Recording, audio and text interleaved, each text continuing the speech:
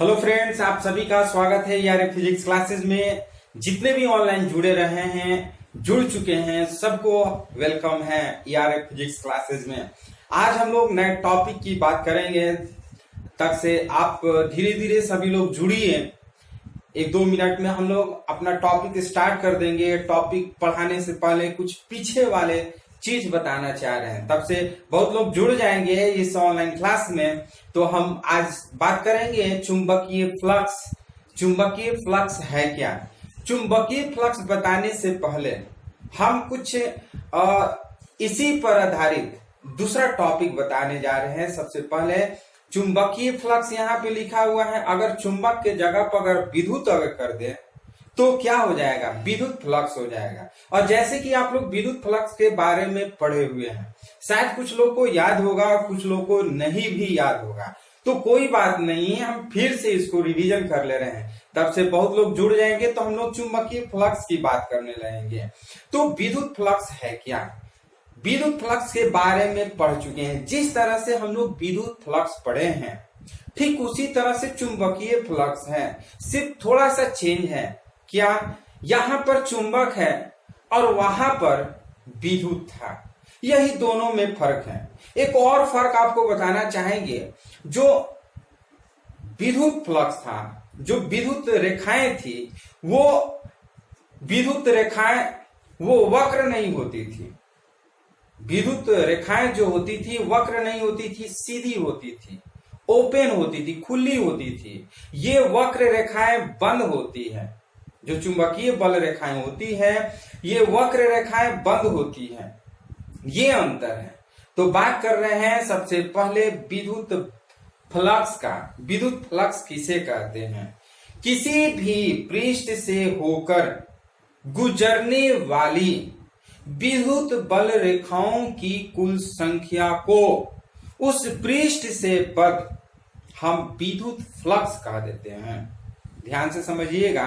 किसी पृष्ठ से होकर गुजरने वाली विद्युत बल रेखाओं की कुल संख्या को उस पृष्ठ से बद्ध विद्युत फ्लक्स कहते थे। विद्युत फ्लक्स का जो मात्रक था वेबर था, और उसको हम लोग लिखते थे integration of B E vector into DS vector. Integration of E vector into DS vector लिखते थे। फाई बराबर क्या लिखते थे? Integration of E vector into DS vector लिखते थे। ठीक उसी तरह से सभी लोग लगभग जुड़ चुके हैं। उसी तरह से हम लोग जा रहे हैं चुंबकीय फ्लक्स पढ़ने के लिए। चुंबकीय फ्लक्स क्या है? एक बार इसको डिफिनीशन समझिएगा। चुंबकीय फ्लक्स किसी भी पृष्ठ से होकर गुजरने वाली लंबवत चुंबकीय बल रेखाओं की कुल संख्या को उस पृष्ठ से बद्ध चुंबकीय फ्लक्स कहते हैं। फिर से एक बार डिफिनीशन हम बता रहे हैं, ध्यान से आप लोग सुनिए।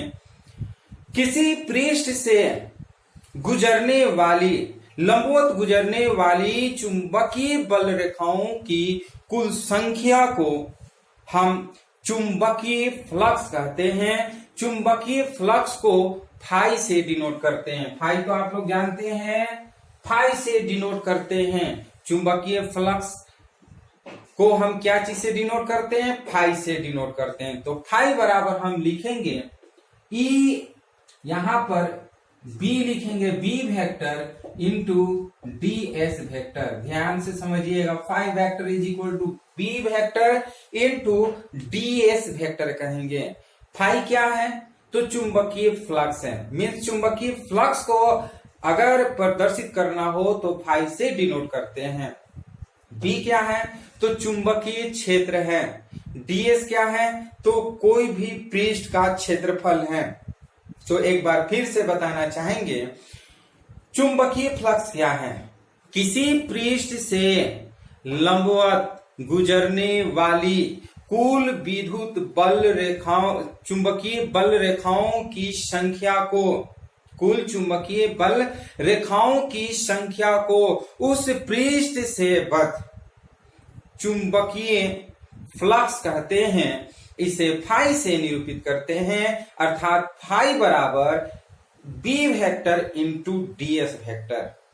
यही अगर आपसे ये पूछा जाए कि विद्युत फ्लक्स किसे कहते हैं, तो विद्युत फ्लक्स ऐसे ही इसको डिफिनीशन कर देते हैं, जहां चुंबक है वहां पे विद्युत लगा दीजिएगा, परिभाषा आपको मिल जाएगा। मीन्स किसी भी पृष्ठ से लंबवत गुजरने वाली विद्युत बल रेखाओं की कुल संख्या को उस पृष्ठ से बद्ध विद्युत फ्लक्स कहते हैं। देखिए ध्यान से अगर आप पढ़िएगा ना, फिजिक्स बहुत ही इजी है। आपको एक तीर से दो दो निशाना लगने वाला है यदि आप थोड़ा सा ध्यान देते हैं तब। लेकिन समस्या ये है कि कुछ लोग चलिए 6 बजे से सर लाइव क्लास आ रहे हैं, 10 मिनट लेट से ही जुड़ेंगे तो क्या फर्क पड़ता है? बहुत फर्क पड़ता है। हमारी एक एक पॉइंट, एक एक बात आपके लिए इंपॉर्टेंट है, इसलिए 1 मिनट भी आप क्लास को अगर आप सेंड करते हैं तो समझिए पूरा क्लास आपको डिस्टर्ब हो सकता है। इसलिए क्लास में यदि आपको अच्छा करना है तो शुरू से लेकर के लास्ट तक बने रहिए, पूरा ध्यान से देखिए। बहुत लोग कमेंट पढ़ रहे हैं, कमेंट पढ़ने से कोई फायदा नहीं है। आप हमारी जो साउंड है उसको ध्यान से सुनिए। बहुत लोग कह रहे हैं कि सर साउंड कभी कभी कम आ रहे हैं, तो ईयरफोन लगाकर सुनिए ना, क्योंकि देखिए संसाधन कम है। इस कम संसाधन के वजह से भी हम आपको अच्छा से अच्छा देने की कोशिश कर रहे हैं। यदि प्रॉब्लम हो रहा है तो ईयरफोन लगा करके आप लोग सुनिए। कभी कभी ये हमारी प्रॉब्लम नहीं है, ये नेटवर्क प्रॉब्लम है, साउंड को कम कर देना, कभी अधिक कर देना। ठीक, अभी तो सब लोग को अच्छा जा रहा होगा। चलिए तो ध्यान से समझिएगा। चुंबकीय फ्लक्स तो समझ लिए, एक बार फिर रिपीट कर ले रहे हैं कि किसी भी पृष्ठ से लंबवत गुजरने वाली चुंबकीय बल रेखाओं की कुल संख्या को उस पृष्ठ से बद्ध चुंबकीय फ्लक्स कहते हैं। चुंबकीय फ्लक्स को फाई से डिनोट करते हैं, अर्थात phi is equal to B vector into DS vector. अब बात करते हैं चुंबकीय फ्लक्स का मात्रक क्या है। चुंबकीय फ्लक्स का मात्रक क्या है? वेबर। चुंबकीय फ्लक्स का मात्रक क्या है? वेबर। बहुत सारे बच्चे गोबर लिख करके भर देते हैं, लिख लेते हैं कॉपी में। कभी कभी कॉपी चेक करते हैं तो क्या लिखा है, तो गोबर लिखा है। ध्यान से सुनने की कोशिश करिए। जो सुनता है अच्छा ना, वही तेज बनता है। मीन से तेज बनने के चक्कर में लड़का हवड़ाई में करने में लिख देता है वेबर। सभी लोग कमेंट बॉक्स में लिखिए वेबर। वेबर इंग्लिश और हिंदी दोनों में लिख रहे हैं, ये ध्यान से समझिएगा। इसका मात्रक वेबर, जिसको इंग्लिश में WEBER वेबर कहते हैं, इसका मात्रक वेबर कहते हैं या वेबर होता है, लिख लीजिए वेबर होता है। तो कमेंट बॉक्स में सभी लोग लिखिए वेबर। सही में लिख रहे हैं कि नहीं? बहुत लोग गोबर लिख दे रहा है तो सही नहीं है, क्योंकि कहिएगा संजय सर तो यही पढ़ा है तो ये तो हमारी बदनामी होगी। इसलिए आप लोग जब भी पढ़ते हैं तो ध्यान से सुनिए। बहुत लोग कमेंट पढ़ रहे हैं कौन क्या हालचाल, ये सब छोड़िए। यहाँ आप पढ़ने के लिए आए हैं, वीडियो देखने के लिए आए हैं। यदि आपको जब क्वेश्चन पूछते हैं तभी आप कमेंट करिए, नहीं पूछते हैं कमेंट करने की जरूरत नहीं, हाय हेलो करने की जरूरत नहीं है। जो क्वेश्चन पूछा जा रहा है उसका जवाब दीजिए, लेकिन नहीं आप उल्टा कर रहे हैं। देखिए टाइम इज वेरी कॉस्टली, जो समय है बहुत ही कीमती होता है हमारे लिए भी और आपके लिए भी। इसलिए ध्यान से पढ़िए। आपका नेट भी खत्म हो रहा है लेकिन पढ़ाई नहीं कर रहे हैं तो फायदा कोई नहीं होगा। तो याद रखिएगा मीन से जो चुंबकीय फ्लक्स का जो मात्रक होगा वेबर होगा, WEBR हम लिख लेते हैं और हिंदी में वेबर इस तरह से लिखते हैं, याद रखिएगा। ये आपको चुंबकीय फ्लक्स बता दिए, चुंबकीय फ्लक्स के साथ साथ हम विद्युत फ्लक्स भी बता चुके हैं। अब हम बात करेंगे चुंबकत्व में गाउस का नियम।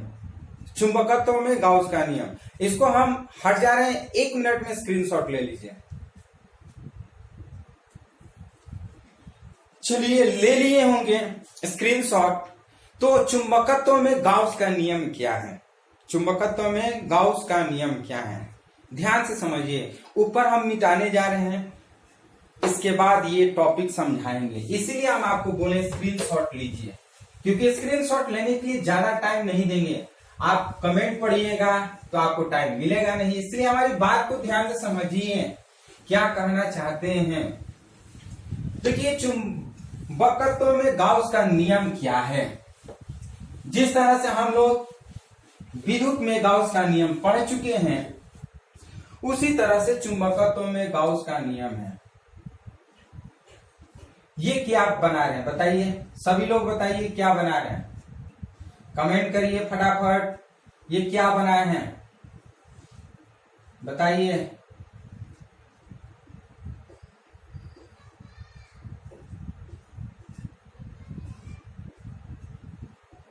जल्दी बताइए, कमेंट बॉक्स करिए, क्या ये क्या बना है। ये क्षण चुंबक बना है, ध्यान से समझिए क्या बना है, क्षण चुंबक बना है। ये क्षण चुंबक में हम आपको बताना चाहेंगे कि जो चुंबकीय बल रेखाएं हैं नॉर्थ पोल से मीन से उत्तरी ध्रुव से दक्षिणी ध्रुव की ओर जा रही है, और जितनी चुंबकीय बल रेखाएं जाती है उतना ही दक्षिणी ध्रुव से उत्तरी ध्रुव की ओर जाती है। ध्यान से समझिएगा, ये इधर से जाएगी इधर से आएगी, ये इधर से जाएगी इधर से आएगी। मीन्स आप देख रहे हैं कि ये जो जा रहा है इस तरह से, इसके अंदर जितना उत्तरी ध्रुव से चुंबकीय बल रेखाएं निकलेगी दक्षिणी ध्रुव की तरफ, उतना ही दक्षिणी ध्रुव से चुंबकीय बल रेखाएं उत्तरी ध्रुव की ओर जाएगी। ये कंटिन्यूअस चलती रहती है, इसीलिए बोलते हैं जो चुंबकीय बल रेखाएं हैं वो अविरत होती है। अविरत मीन्स लगातार, और ये बंद वक्र बनाती है। कैसा बनाती है, बंद वक्र बनाती है। तो ये इधर से गुजरा और इधर से निकल गया, इधर से गुजरा इधर से निकल गया। तो इस कंडीशन में इसके अंदर कोई भी मीन्स इसका जो नेट चुंबकीय बल रेखाएं होगी वो क्या हो जाएगा, शून्य हो जाएगा। नेट चुंबकीय बल रेखाएं क्षण चुंबक का क्या हो जाएगा, शून्य हो जाएगा। जितना गया उतना बाहर निकल गया, गया जितना उतना बाहर निकल गया। तो रहा क्या, वहां पर नेट चुंबकीय जो बल होगा, नेट चुंबकीय बल रेखाएं होंगी वो शून्य हो जाएगी। इसी चीज को गॉस नामक वैज्ञानिक ने बताया कि किसी भी चुंबक से गुजरने वाली चुंबकीय बल रेखाएं जो होती है जितनी प्रवेश करती है उतना बाहर निकल जाती है। अर्थात उनका जो चुंबकीय बल रेखाएं होती हैं, उनका नेट चुंबकीय बल रेखाएं वो शून्य होती है। इसी को हम लोग बोल देते हैं चुंबकत्व का गॉस का नियम। चुंबकत्व का गॉस का नियम क्या है, एक बार ध्यान से पढ़िए। किसी बंद पृष्ठ से गुजरने वाला नेट चुंबकीय फ्लक्स शून्य होता है। किसी बंद चुंबकीय फ्लक्स, ये बंद पृष्ठ है, किसी बंद पृष्ठ से गुजरने वाले नेट चुंबकीय फ्लक्स शून्य होता है। नेट मतलब कुल चुंबकीय फ्लक्स शून्य होता है, जितना बाहर निकला उतना प्रवेश किया। तो इसका नेट चुंबकीय फ्लक्स क्या होता है, शून्य होता है। इसी को हम लोग चुंबकत्व का गॉस का नियम कहते हैं। अर्थात हम लिख सकते हैं integration of close surface B vector into ds vector is equal to 0। Integration of close surface B vector into ds vector is equal to 0। इसका मतलब यह है कि किसी पृष्ठ से गुजरने वाली कुल विद्युत बल, कुल चुंबकीय बल रेखाओं की संख्या शून्य होती है। इसी को सबसे पहले गॉस नामक वैज्ञानिक ने बताया, इसलिए इसे हम चुंबकत्व का गॉस का नियम कहते हैं। अर्थात चुंबकत्व के गॉस के नियम के अनुसार किसी भी बंद पृष्ठ से गुजरने वाली कुल विद्युत बल, कुल चुंबकीय बल रेखाओं की कुल संख्या शून्य होती है। अर्थात integration of B vector into ds vector बराबर 0। क्लियर, समझ में आ गया होगा सब लोग को, बहुत इजी है। हम लोग विद्युत बल रेखाओं में पढ़े थे integration of E vector, integration of close surface E vector into ds vector is equal to q by epsilon naught पढ़े थे, याद है आप सभी को? ये पढ़े थे विद्युत फ्लक्स में। विद्युत फ्लक्स में गॉस का नियम में पढ़े थे कि गॉस के नियम के अनुसार कोई किसी पृष्ठ से गुजरने वाली विद्युत बल रेखाओं की संख्या का कुल आवेश वो 1 बाई एप्सिलॉन नॉट गुना के बराबर होती थी। अर्थात हम लिख सकते थे integration of close surface E vector into DS vector is equal to Q by epsilon naught. ये वहां पर पढ़ाए थे जब हम आपको विद्युतीय फ्लक्स पढ़ा रहे थे, विद्युत फ्लक्स के गॉस का नियम पढ़ा रहे थे, लेकिन हम यहां पर चुंबकीय फ्लक्स गॉस के नियम बताए हैं। तो फिर से एक बार समझ लीजिए, चुंबकीय फ्लक्स गॉस के नियम के अनुसार किसी भी बंद पृष्ठ से होकर गुजरने वाली चुंबकीय बल रेखाओं की संख्या, नेट संख्या वो शून्य होती है, अर्थात integration of B vector into D S vector is equal to 0। ये हो गया आपका क्लियर। अब आपको बताने जा रहे हैं एक बहुत बढ़िया टॉपिक जो कि हम कहानी की तरह कहेंगे और आपको ध्यान से सुनना है। हम कहानी की तरह कहेंगे और आपको करना क्या है, ध्यान से सुनना है। पृथ्वी का चुंबकत्व, पृथ्वी का चुंबकत्व, अर्थ मैग्नेटिज्म, अर्थ मैग्नेटिज्म, इसको भू चुंबकत्व भी कहते हैं।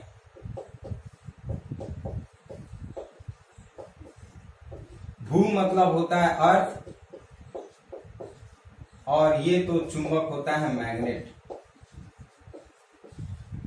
अर्थ मतलब पृथ्वी, मैग्नेट मतलब चुंबक।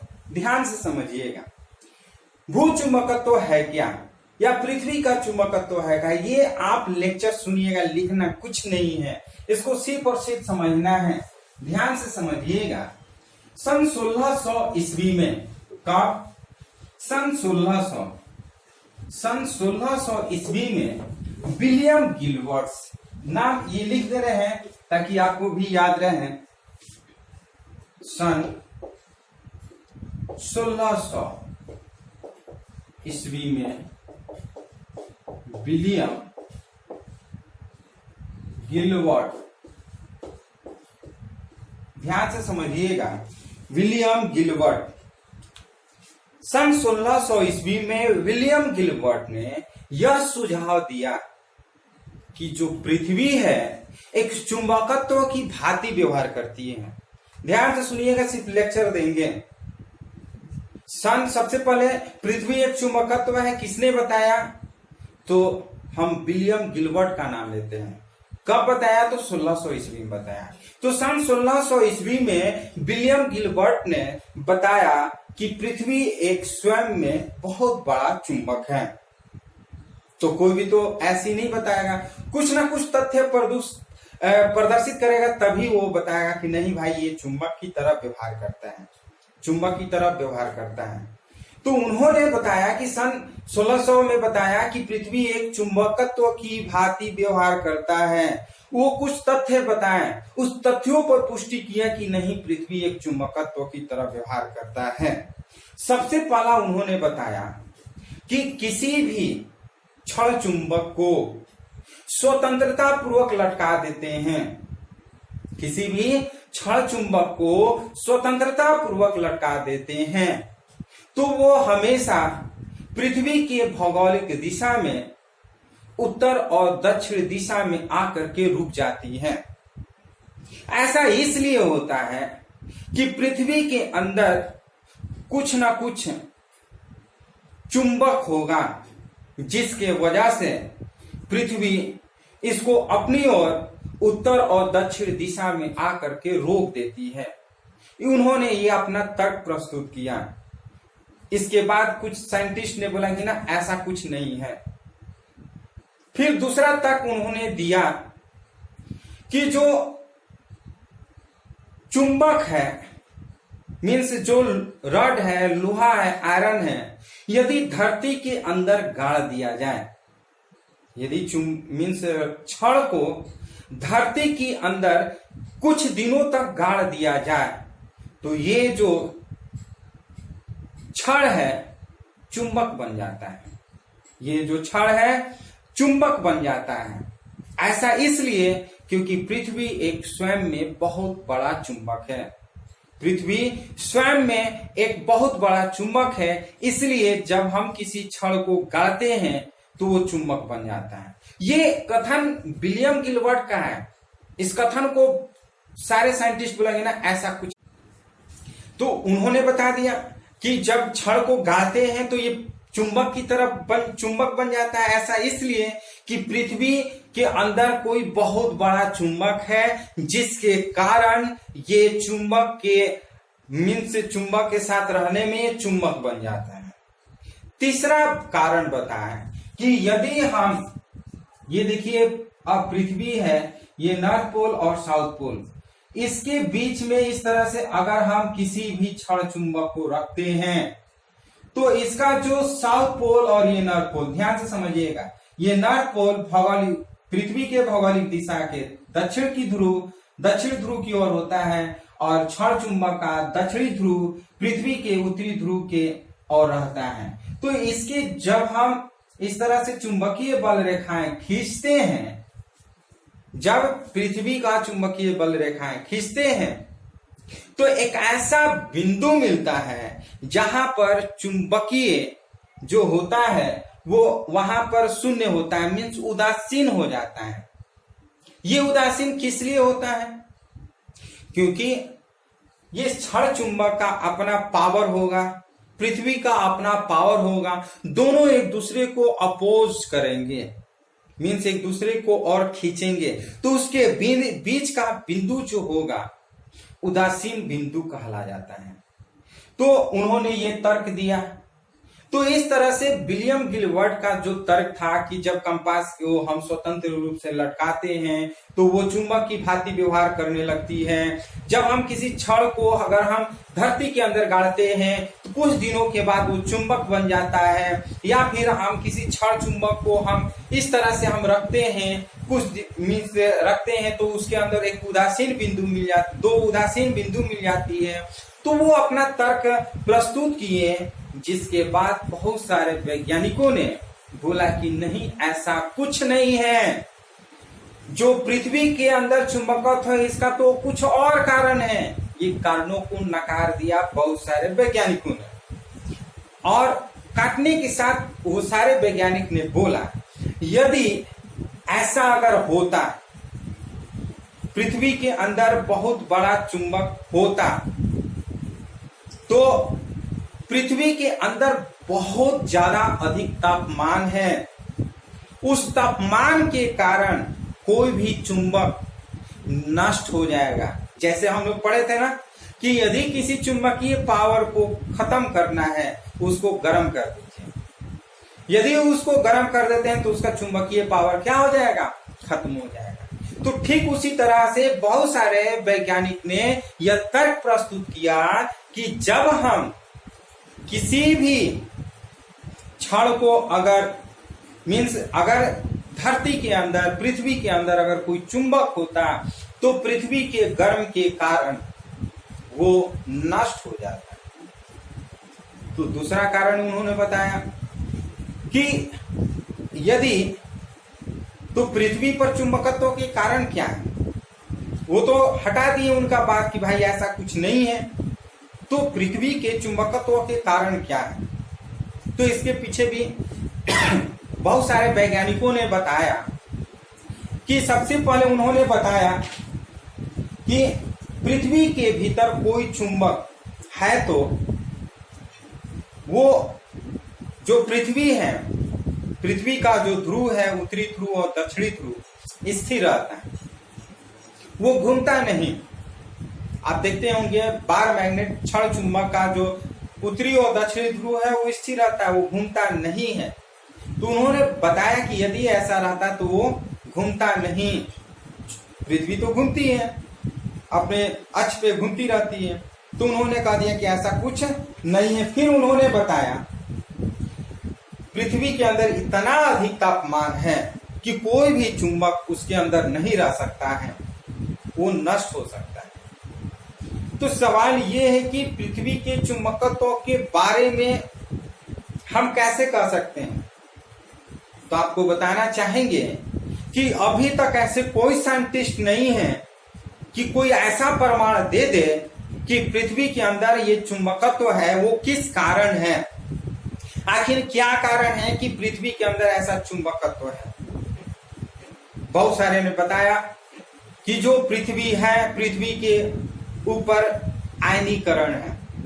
इस आयनीकरण के कारण जब पृथ्वी घूमती है तो उसमें विद्युत धारा उत्पन्न होने लगती है। इस विद्युत धारा के कारण पृथ्वी चुंबकत्व की भांति व्यवहार करती है। तो कुछ वैज्ञानिक ने कहा कि जो पृथ्वी के अंदर जो कोई भी पदार्थ होता है वो इलेक्ट्रॉन और प्रोटॉन से बने होते हैं। कोई भी पदार्थ होते हैं इलेक्ट्रॉन और प्रोटॉन से बने होते हैं। तो पृथ्वी के अंदर भी इलेक्ट्रॉन और प्रोटॉन है। जब पृथ्वी घूमती है अपने अक्ष पे तो वो विद्युत धारा उत्पन्न करती है, और जैसे विद्युत धारा उत्पन्न होता है तो उसके अंदर एक चुंबकत्व का गुण आ जाता है, जिसके कारण पृथ्वी चुंबकत्व की तरह व्यवहार करती है। लेकिन अभी तक ऐसा कोई प्रमाणित अध्ययन नहीं किया गया, नहीं बताया गया कि पृथ्वी का वास्तव में चुंबकत्व के क्या कारण है। अब हम लोग बात करेंगे पृथ्वी के चुंबकत्व से संबंधित कुछ परिभाषाएं। देखते हैं कि चुंबकत्व से रिलेटेड जो भी शब्दवाली है उस शब्दवाली के बारे में हम लोग अध्ययन करते हैं। एक एक करके अध्ययन करेंगे, क्योंकि ये जानना बहुत जरूरी है कि चुंबकीय अक्ष क्या है, चुंबकीय यामोत्तर क्या है, क्षण चुंबक यामोत्तर क्या है, नति कोण क्या है, ये सब जानना बहुत जरूरी है। तो इसके बारे में हम लोग बात करेंगे। अब हम लोग चुंबक से संबंधित मीन्स पृथ्वी के चुंबक से संबंधित कुछ शब्दवाली की बात करेंगे। ये शब्दवाली जो है पृथ्वी के चुंबकीय से जो भी रिलेटेड शब्द हैं वो हम लोग जानेंगे। सबसे पहला ये है कि भौगोलिक अक्ष क्या है। भौगोलिक अक्ष क्या है इसके बारे में जानेंगे। तो सबसे पहले हम फिगर बता रहे हैं, ध्यान से समझिएगा। ये पृथ्वी है जिसके ये नॉर्थ पोल है और ये साउथ पोल है।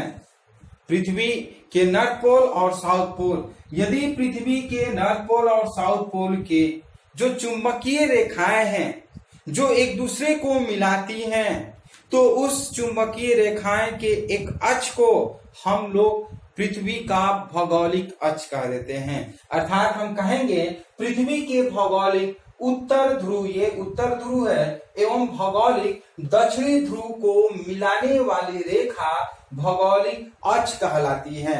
ध्यान से समझिएगा, पृथ्वी के उत्तरी ध्रुव और दक्षिणी ध्रुव को मिलाने वाली रेखा को हम लोग भौगोलिक अक्ष कहेंगे। पृथ्वी का भौगोलिक अक्ष क्या है?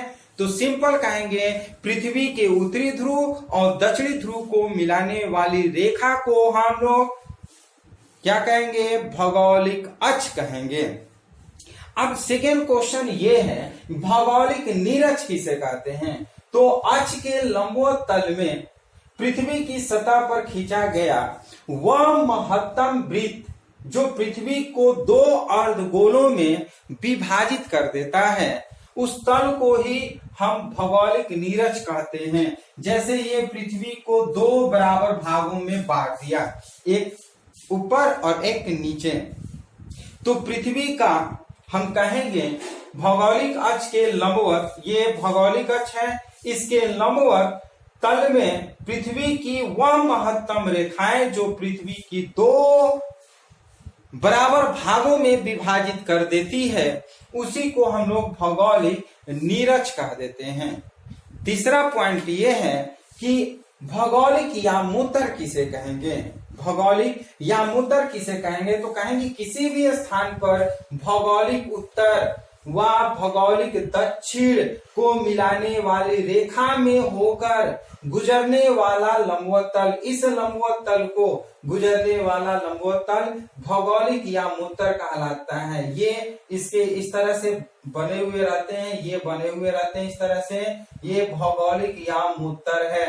यानी कि ये उत्तरी ध्रुव और दक्षिणी ध्रुव, पृथ्वी के उत्तरी ध्रुव और दक्षिणी ध्रुव को मिलाने वाली रेखा के लंबवत जो तल होते हैं उसे हम भौगोलिक यामोत्तर कह देते हैं। इसको एक बार स्क्रीनशॉट ले लीजिएगा और नोट कर लीजिएगा। फिर हम लोग चुंबकीय अक्ष, चुंबकीय यामोत्तर और चुंबकीय नीरज की बात करेंगे।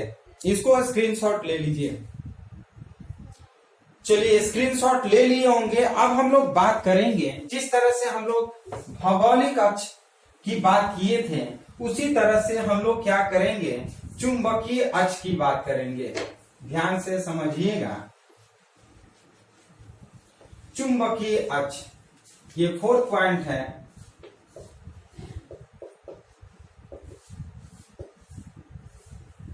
चुंबकीय अक्ष क्या है?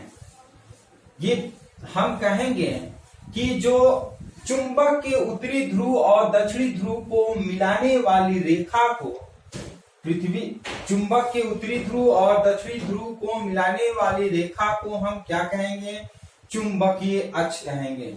ध्यान से समझिएगा।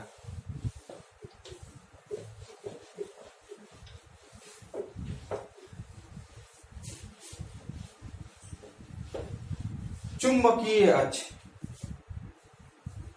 चुंबक के उत्तरी ध्रुव तथा दक्षिणी ध्रुव को मिलाने वाली रेखा को हम चुंबकीय अक्ष कह देते हैं।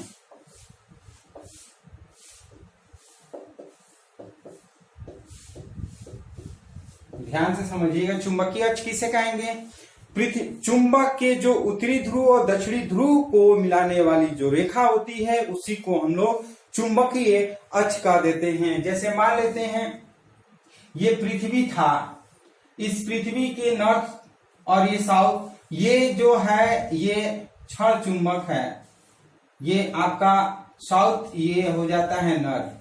तो इस साउथ और नॉर्थ को मिलाने वाली रेखा, इस रेखा को बोल देते हैं, ये जो रेखा होती है इसी को हम लोग चुंबकीय अक्ष कह देते हैं। अब अगर हम बात करें चुंबकीय नीरज की,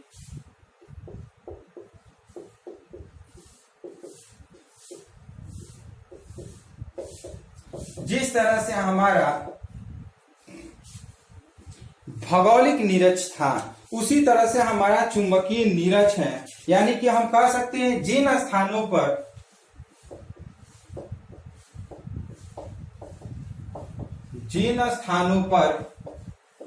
पृथ्वी के जिन स्थानों पर पृथ्वी के चुंबकीय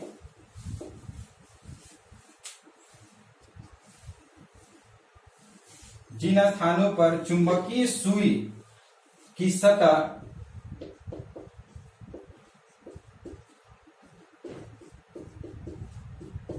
पृथ्वी की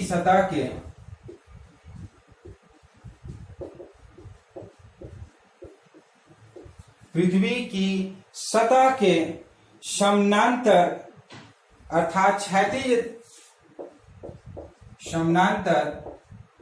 अर्थात क्षैतिज में रहती है, पृथ्वी की सतह के समानांतर अर्थात क्षैतिज में रहती है, उन स्थानों से गुजरने वाली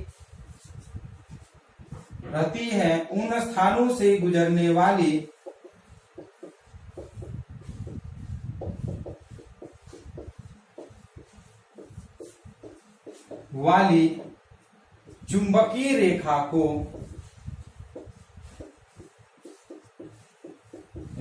को हम लोग चुंबकीय नीरज कह देते हैं।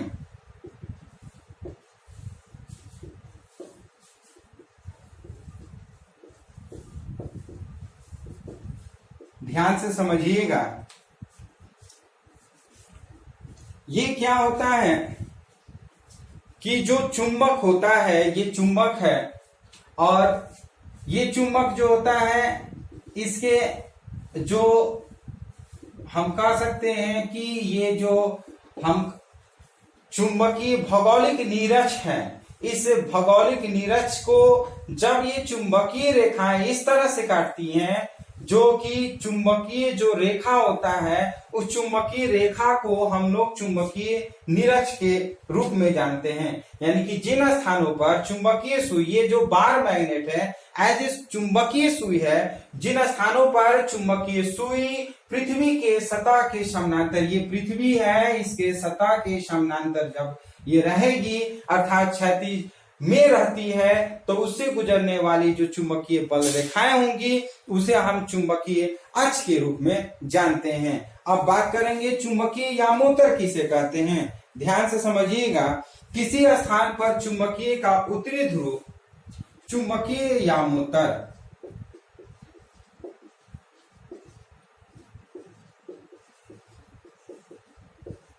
अगर चुंबकीय यामोत्तर की बात करें तो जिस तरह से आपका भौगोलिक यामोत्तर था उसी तरह से चुंबकीय यामोत्तर है। किसी स्थान पर पृथ्वी के चुंबकीय उत्तरी ध्रुव, किसी स्थान पर चुंबक के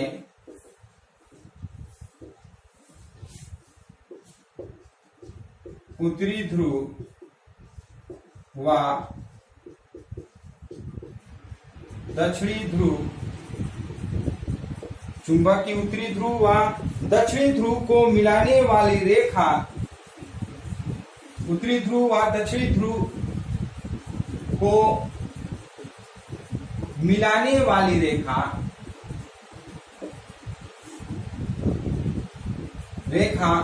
लंबवत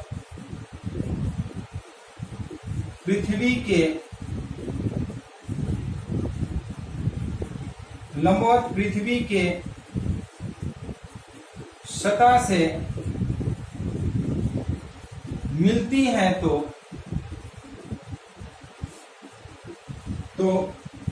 चुंबकीय यामोत्तर कहते हैं।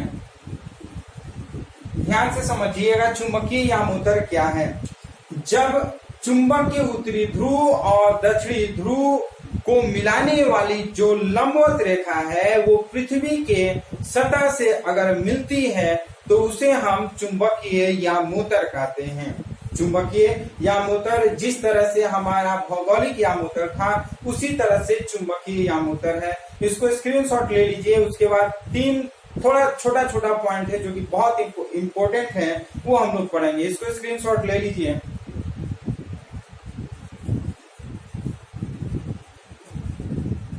चलिए अब हम लोग बात करेंगे कुछ नए पॉइंट की।